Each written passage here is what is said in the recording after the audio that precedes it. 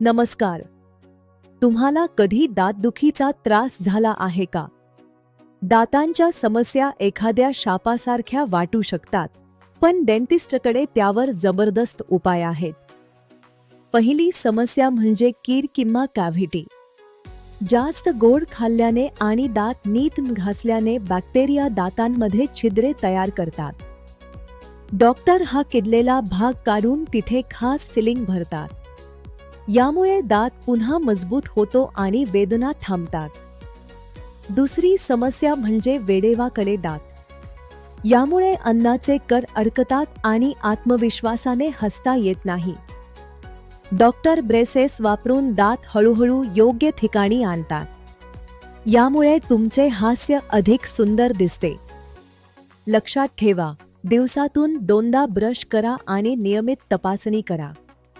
तुमचे दात, तुमचे आरोग्य. अशाच माहितीसाठी फॉलो करा.